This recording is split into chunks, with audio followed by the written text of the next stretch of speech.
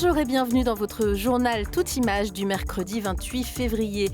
Avec au sommaire, une querelle de voisinage qui n'en finit pas à chemirer le Gaudin. Et puis la Ligue contre le cancer promeut le dépistage à l'occasion du mois de prévention contre le cancer colorectal. C'est un conflit entre voisins qui dure depuis 14 ans. À l'origine de la discorde, ce chemin historique de Chemiré-le-Gaudin, qui mène jusqu'au portail d'honneur de ce château. Une partie de la voie est propriété d'un agriculteur, une autre propriété de la commune. En 2021, le châtelain obtient du tribunal du Mans la reconnaissance de l'existence d'une servitude de passage sur toute la longueur du tracé. Le fermier a fait appel, mais les travaux ont été entrepris sans attendre par Jean-François Coué pour gravillonner le chemin. 15 000 € investis. Problème, aujourd'hui, la commune refuse que le chantier continue sur la partie communale. Du gâchis et déçu de la position du maire qui, sous des prétextes, m'empêche finalement d'appliquer la décision du tribunal, et alors même que l'agriculteur a fini par comprendre que c'était exécutoire et qu'il fallait qu'il laisse faire. La semaine dernière, le maire a cosigné un arrêté suspensif avec le président de la Comcom du Val-de-Sarthe. Argument soulevé, les travaux ont été entrepris sans accord et le chemin réservé aux randonneurs doit rester en état naturel. Monsieur Coué n'avait pas l'autorisation, il n'avait pas d'intervenir sur le chemin privé, enfin le chemin communal. Nous, en tant que mairie, nous attendons d'avoir le résultat de l'appel pour la partie entre monsieur Vivier et monsieur Coué pour pouvoir juger de la pertinence de travaux à faire sur notre chemin rural. La situation semble donc sans issue, dans l'attente d'une nouvelle décision de justice. Mais le châtelain reste décidé à rendre son château accessible au public. Ils n'ont pas compris que c'était un intérêt général. Ils s'imaginent que c'est uniquement parce que j'ai envie de pouvoir rentrer par mon portail.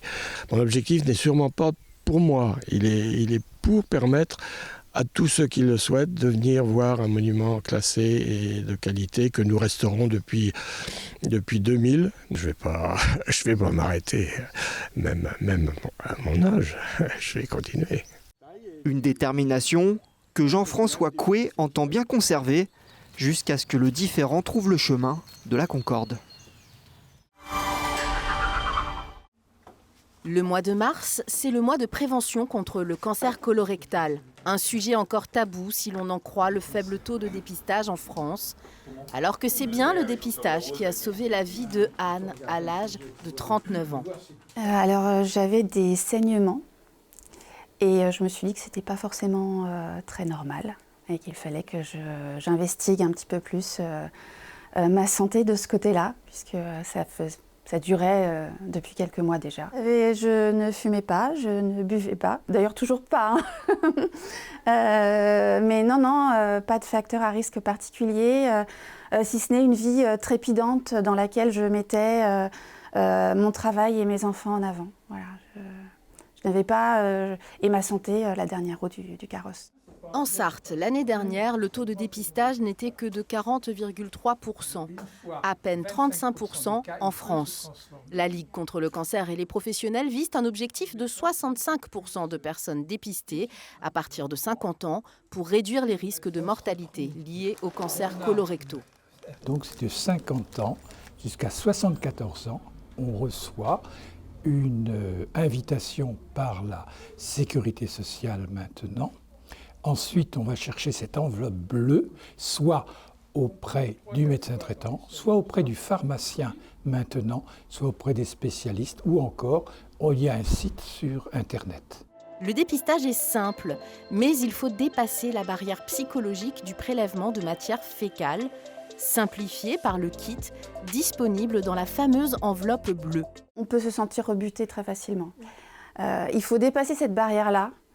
Et ça, c'est le premier conseil. Et le second conseil, c'est de penser à soi d'abord. 17 000 personnes sont décédées en France de cancer colorectal l'année dernière. Alors que dépistés à temps et pris en charge tôt, ils se guérissent 9 fois sur 10. Raison pour laquelle la Ligue ne baisse pas les bras et organise de multiples événements de sensibilisation en mars, partout en Sarthe. C'est une large victoire pour Le Mans FC. Face à Villefranche, les Manceaux se sont imposés 4-0 ce mardi. Une bouffée d'air frais après les 3 défaites et les 3 matchs nuls des 6 dernières journées de National. Suite à cette victoire, le club se classe 10e au tableau de National et s'éloigne de la relégation. Il accueillera le Gol FC, club de la région lyonnaise, au stade Marie-Marvin, samedi 2 mars à 19h30 pour la 15e journée du championnat. 4e but pour les Manceaux. 21 ans et des rêves de marin plein la tête. Hugo Cardon, seul skipper sartois au départ de la Mini Transat en septembre dernier, nous offre le court-métrage réalisé sur cette aventure en visionnage libre sur sa chaîne YouTube. Et voilà, c'est parti, dernière sortie avant le grand saut pour l'Atlantique. Un film d'une demi-heure réalisé par Noémie Catalano à bord du Mini 6 d'Hugo.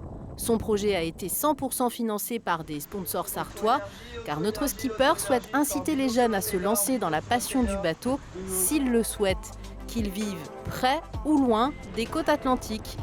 Un parti pris qui lui a réussi pour l'instant, lui qui s'entraîne d'arrache-pied pour participer un jour à la route du Rhum. On se quitte sur ces belles images.